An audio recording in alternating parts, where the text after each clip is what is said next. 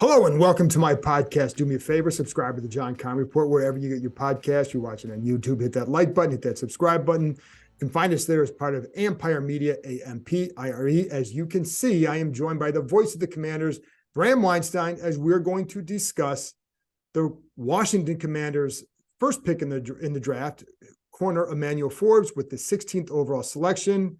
Bram, your quick reaction here. Has anyone talked to Fred Smoot? Is he popping champagne somewhere? Oh, Smoot is ecstatic. He loves nobody loves being right more than Smoot. Smoot's been talking about this guy. First, he went to Mississippi State. 2, he's been talking about this guy. 3, I think they have the same build. 4, I think this is probably the biggest day for him since he tried to herald Red Wolves as the new name of the team. So this is big night for Fred Smoot. This is his redemption for not getting that. Well, what do you think of the pick, though? I first of all, I really like this kid, and I'll get into that in a few minutes. But what do you think?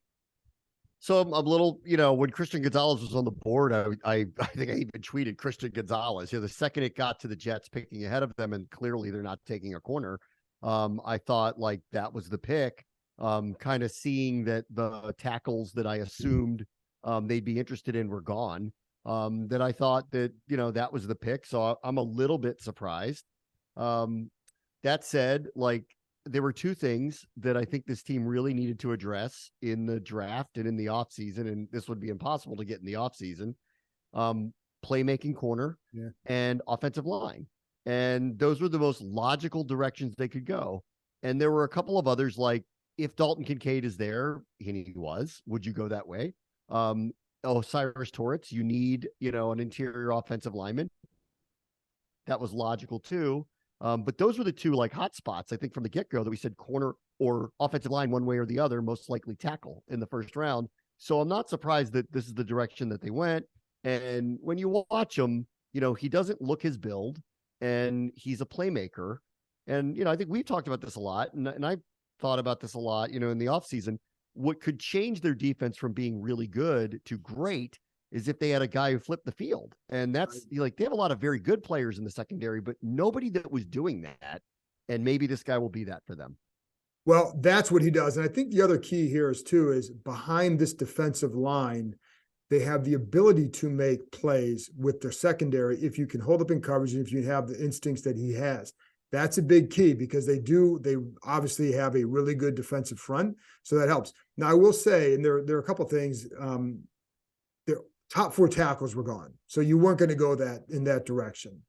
And I know they like guys like, Matthew Bergeron and then Anton Harrison. They weren't going to go at 16. And Osiris Torrance, to me, that was too high. And I would have had some concerns about him as a pass protector and how it would have taken him to develop. So I didn't.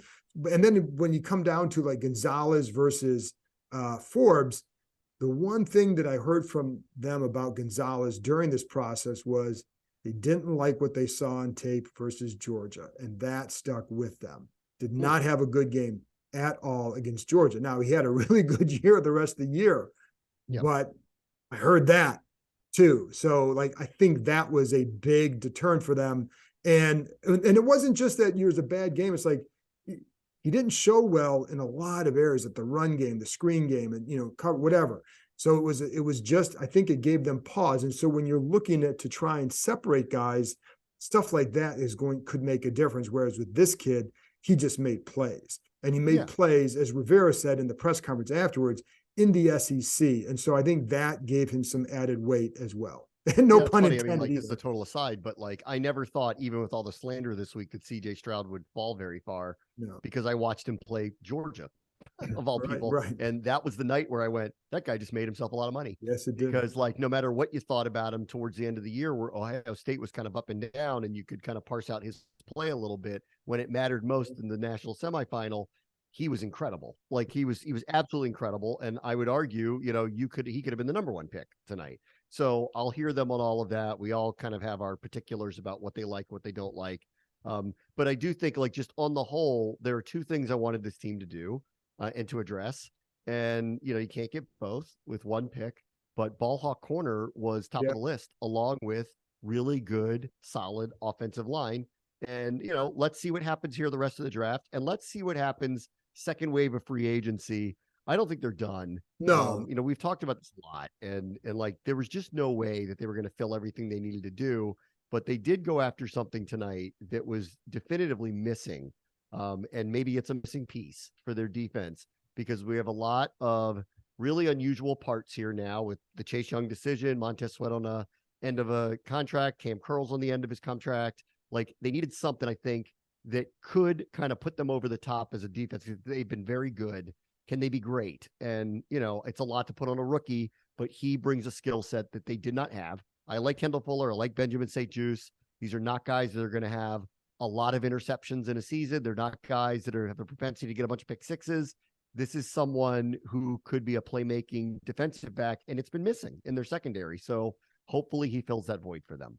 Well, and I think there's a couple of things too, going back to the offensive line. The other thing that I'd hear throughout this process was Andrew Wiley gives them options. So they didn't feel like they necessarily had to get a tackle or they have to get a guard, because they had Wiley as kind of a wild card. If they got a tackle, they could put him to guard. If they get a guard, they can keep him at tackle. So it gives them some options going forward in this draft, because the tackles, to me, there are still a couple tackles left, at least as when we're taping this, that I think could interest them. But when the top four go, you're not going to force a pick just to get a guy, because you have the right tackle. So now there are some guards that they like beyond the first round that you could go get if you want to go that direction. And so I think so just for people who wanted to tackle, that's part of the thinking. And again, you don't force it. And I think that was smart. And then there was also Will Levis, the quarterback, who was on the board there. They were never going to take him. That was never an option. And so clearly, if they want him, they would have taken him, but they weren't going to take him. I think the only guy they would have, I think if one of the top two quarterbacks had fallen to 16, maybe then you would consider it. That wasn't going to happen. So the other guys they weren't going to take. Just so in case people were wondering at that point.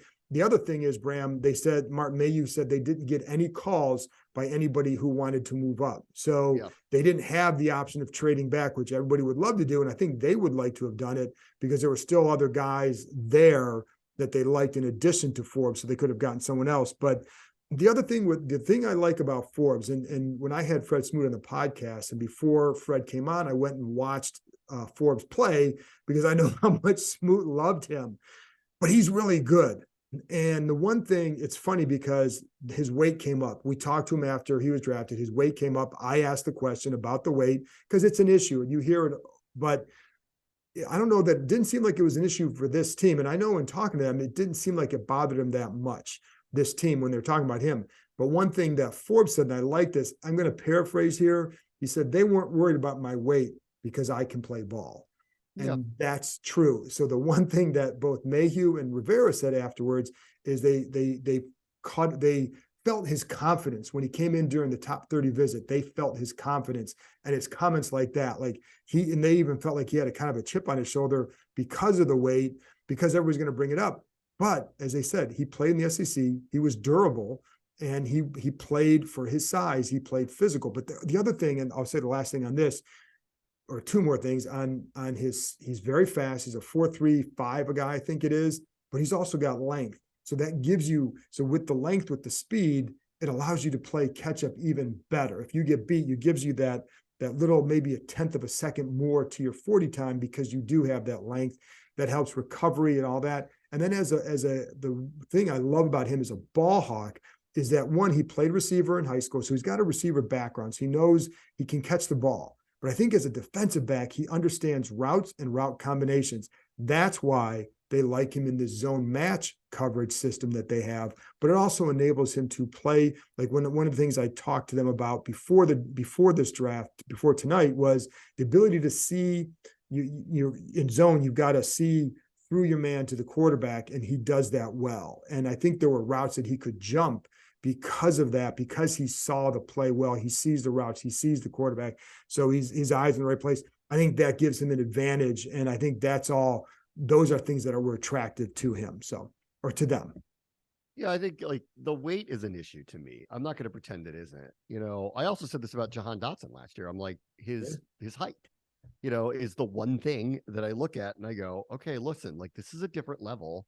there are some things that can be taken advantage of, your height or your weight. Like that can be a problem.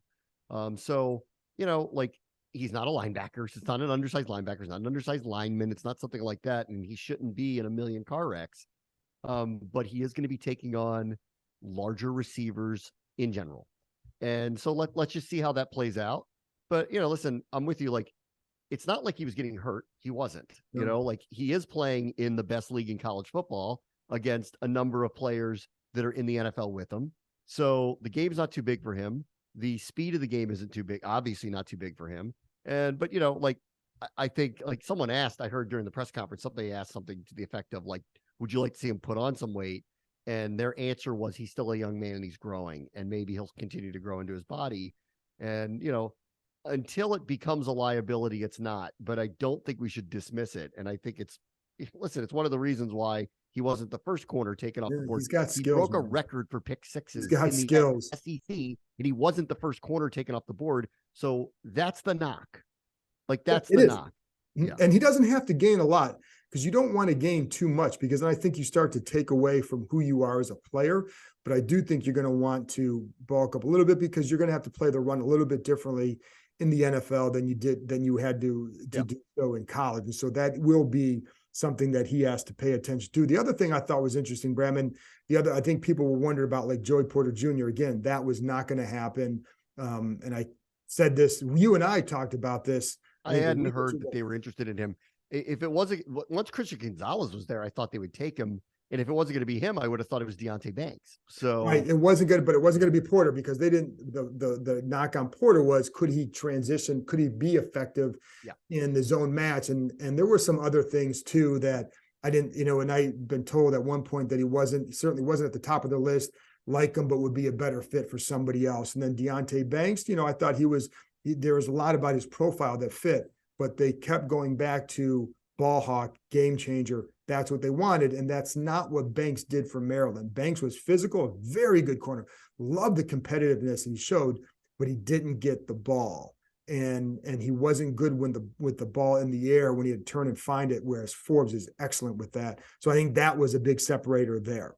So, and you're a Maryland guy, you saw Banks, but I like Banks a lot because when I saw him, he got a lot. I watched a lot of them last year. He got a lot better from the previous year to this year. Like it changed a lot. Like he wasn't even really on a radar. And I see a lot of Maryland football. And then, so he improved significantly and obviously, deserves what he got. And I wish him the best of luck, with where he's going.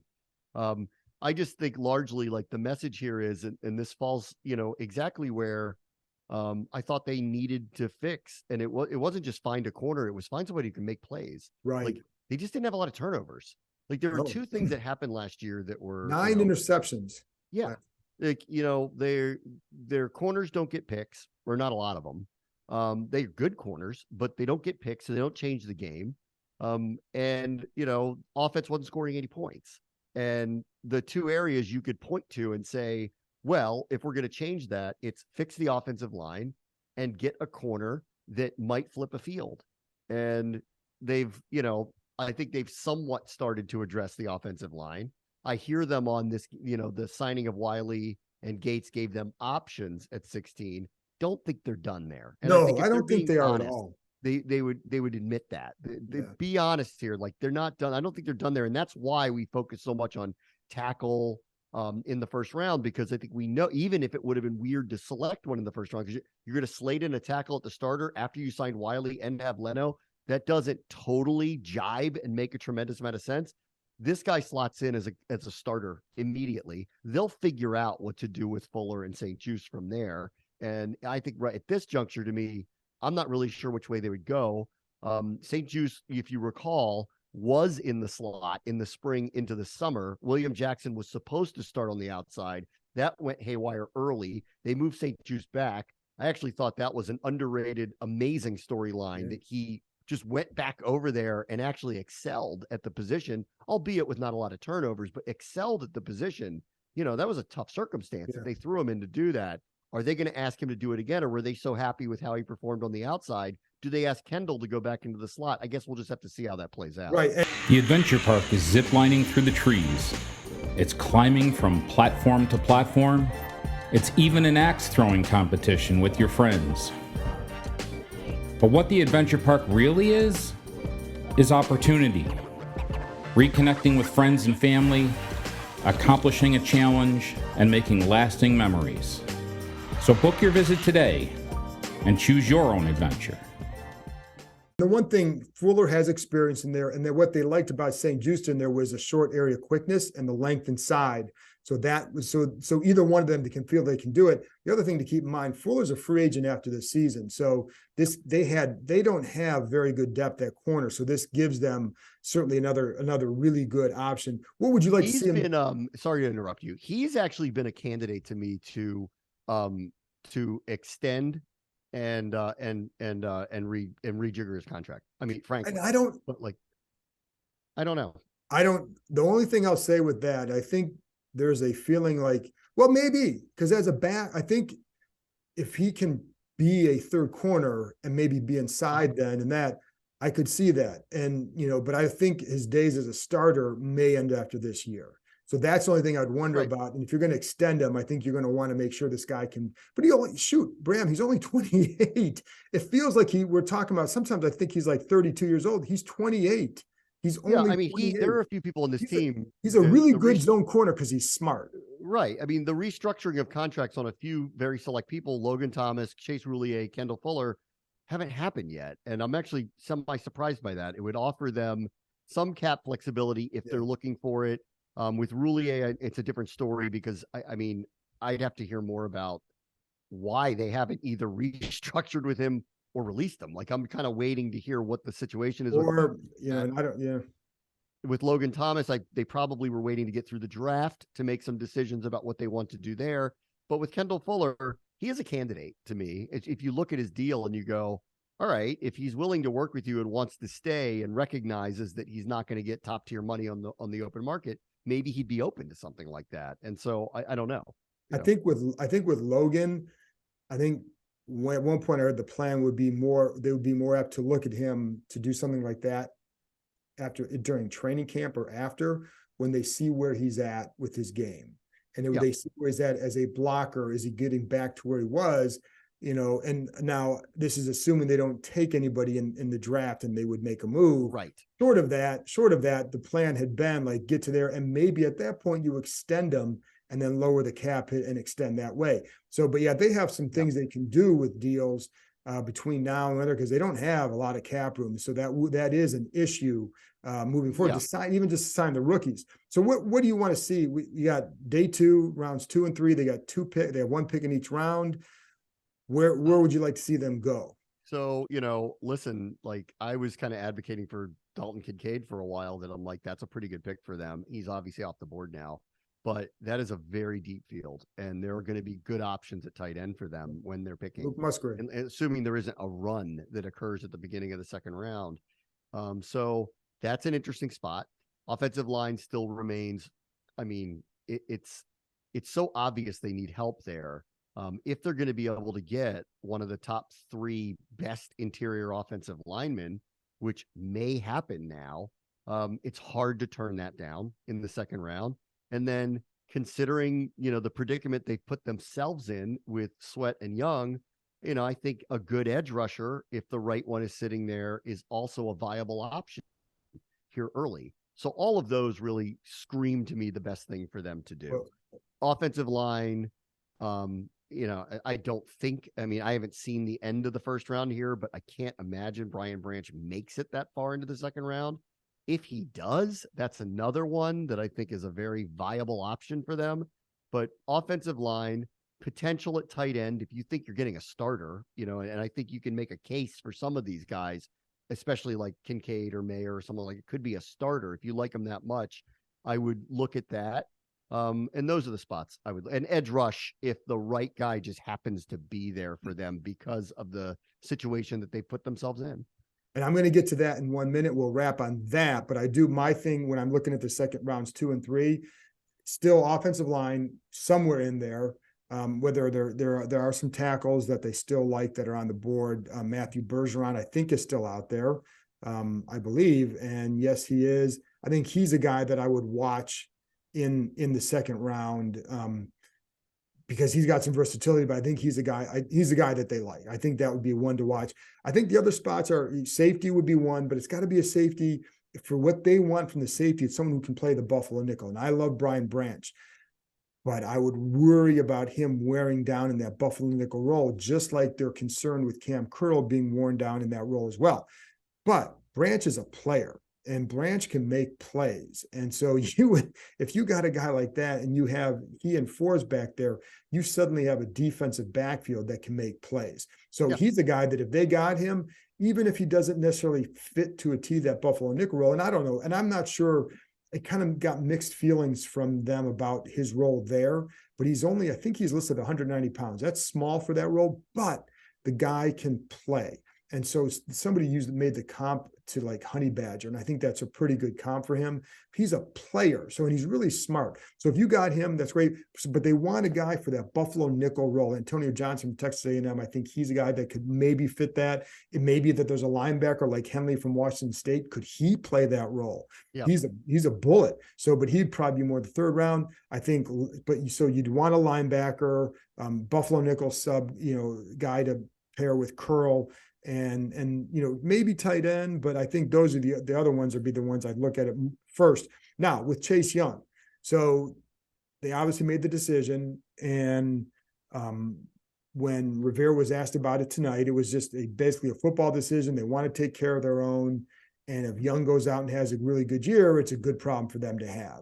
And I think they, listen, if Young has the kind of year they hope, they'll find a way to keep him around. But here's the other thing. This is one thing that and I talked about this with Nikki Javala yesterday.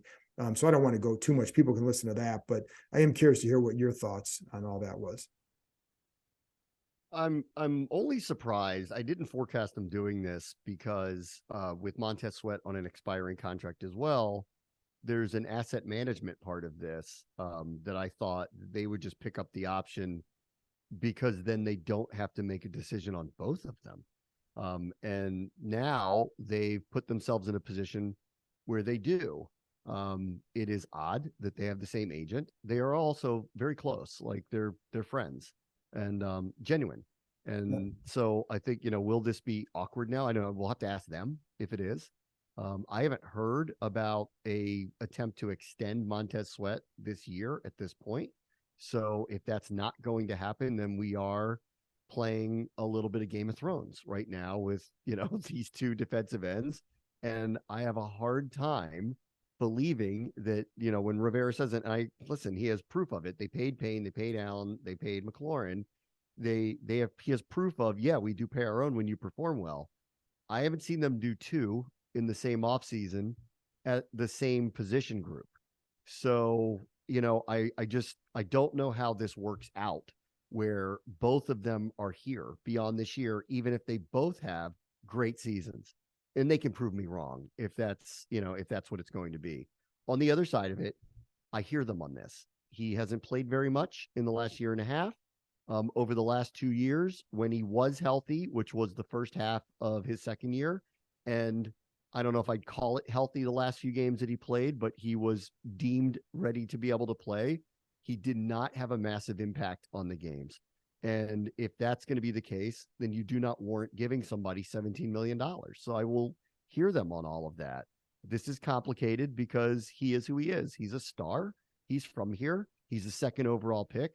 And I think we saw it in the second half of his rookie year. And I think we can just, as much as we talk about Emmanuel Forbes' size, go look at him. He's built differently. Yeah. And he is someone that could, when he maximizes his potential, be a game-wrecking, game-changing force. And we're all hoping that that's what he is now. The last thing I think I would say about it is this, his career's on the line this year. Mm-hmm. I mean, and they've put it on the line, because if he doesn't perform well this year, what makes him think some other team is going to give him a Nick Bosa contract? They're not. Oh, no, he will become a prove-it-to-me player for at least a period of time, if not the rest of his career. And if he has a couple of big years, he'll become a mercenary of some team that's looking forward to pay and hoping to get a flash in the pan with him for a season. So this is a humongous season for him, and that's why I thought that, because Sweat's coming up at the same time, I didn't think they would kind of put them both to the test at the same time, but they have. So how do they think about that? And how are they going to think through if both of them perform well? I guess we'll get there when we get there. Well, the other thing is, it would have been hard to keep them both, even if they picked up the option on Young. We're still talking $17.45 million. So, and Young Sweat's going to get a big deal. So it would have been difficult anyways. And to be honest, one thing, if you really wanted to kind of go down that road, if you want to keep them both, that you could franchise tag one and then you extend the other. And in that first year, the money is low. Because it's just like Deron Payne's money is low this year. It's $10 million this year in the cap. So you could actually help yourself in that way for the next year. Now, you may not be able to keep them both down the road, but it does buy you another year to keep them together. And that money is guaranteed next year. So if Young didn't go out there and play well, you're on the hook for over 17 million for a guy who wasn't playing very well. Now, if he goes and balls out, that's a great problem for them to have, because it means they probably have, if that guy plays to where we think he can, this defense is really, really good. Really, because then you have a game changer in the front, you have a game changer in the back with Forbes, potentially, and that's what you want. So you have a chance. So like if he gives you that, they want that. And there was no thought of, they weren't going to trade him because nobody was calling them about a trade for him. They weren't going to give him up for a low round pick. They would have been foolish to give him up for anything but a first or second. And nobody was going to offer them that. They weren't calling these guys on him.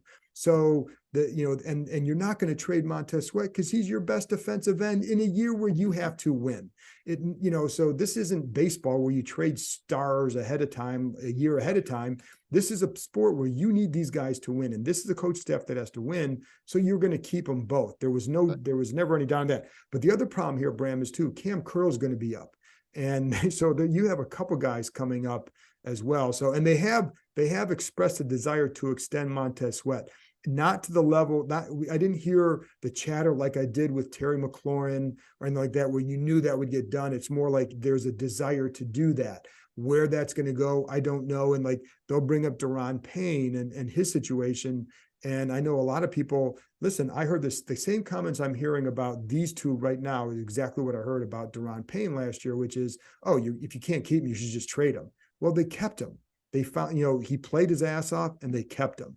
Now, again, they may not be able to keep both these guys, but if one of them only plays okay, you're not going to get stuck with a massive contract because you feel like you have to pay him, right? So that's the only thing there. So, and I think it can pay off if they both have a good year, then that's what this team wants. So, slight gamble, but again, Chase Young had not earned that 5th-year contract, that option. That's the problem here. He has not earned that. And that's where the real problem lies, is it wasn't a no-brainer to pick it up. It just wasn't. The only last thing I would say about it is, just consider this. This is a weird year. Consider the circumstances. There are new owners coming in. Ron Rivera's on the record talking about, which is obvious, which is he knows the team has to perform well, before he has to talk to a new ownership about staying in his position. And that's everybody, and so this is going to be, this is a show me year for everybody. There's nothing more motivating to the players than playing in a contract year. And look how many guys they have in contract years this year. Can he generate all of them performing at their best at the same time to make a case that things are really, truly going in the right direction? This is we're all in this together here a little bit. There's a lot of choices that are going to be made here. He knows that. And, it's in his best interest that these players are motivated and play as hard as they can on behalf of the team and him, and obviously themselves. So it's all narrowing into one spot where we're in weird circumstances, unusual year, another year of a lot of uncertainty. I know, on the outside, a lot of people are like, they think things are going to automatically stabilize once the new owner takes over. Well, not for the people in the building. Remember that part. No, not for the people in the building. For the people in the building, this is going to be a year of proving value to stay in their positions. Correct. And everybody knows that. And anybody who's ever been through any change of ownership in anything that they've been in before, and I've been in media a lot, knows there's a tremendous amount of uncertainty that comes with it. And sometimes you end up being, you stick around or they value you, and sometimes they don't. And oftentimes having motivating forces around you, helping you get to the goal of sticking around, can be beneficial. So there's a lot happening here, Yeah. frankly. I mean, there really is. Yeah. But in the case, like, I agree with you. Like, did he not earn that 5th-year option? No, I would agree with you. I also, to be fair to him, that was a really bad injury that he. Yeah, I understand why. Not a normal knee injury. So I want to be fair to him and But not that complicates it. That complicates he should it. have been better at the end of last year. I really feel like hopefully he will be back to where he was come this fall. That knee injury complicated the situation, but the other problem was he wasn't playing well before that knee injury, and that's what they were definitely aware of that. Yeah, and so he also, that is, and there's a lot more to it that we can talk about at a later date, because I know you just want to move on. I get it, but like, there's a lot more to it. It's not just the injury. Like, they want him more accountable at OTAs. Correct. Like, there's a lot of things, that were going on here that were just. They want him playing within the system and with these guys. And when we heard about maturity and whether selfish play, whatever, there was a lot that was going that way. I mean, let's be real. So, and both sides have been kind of passive aggressive about each other. Yes. So like, hopefully for him, like, this should clarify everything. You better show up. You better really play really well. And you don't have to have 1 million sacks, but it's got to show up on film that you look like the number 2 overall pick that we thought you were going to be, not only whether for your future here, but for your future anywhere, frankly. Yeah, no. And I listen, the guy is capable of it. I think he can do that. I think he can have a good year. He can make big plays. So this isn't about that. So we'll see, but we'll a lot of time to talk about that. And there you go now. But tomorrow night we got rounds 2 and 3. I'll be back after the draft to wrap up those rounds after we talk to Ron Rivera and Mark Mayhew again at the end of round 3. And you can read my work on ESPN.com. I have analysis after every pick. You can listen to Bram on the radio tomorrow, ESPN 630. And then I'll wrap up Saturday after the draft as well. So there you go, folks. Thanks for tuning in. Bram, thanks for joining me, and I'll talk to you next time.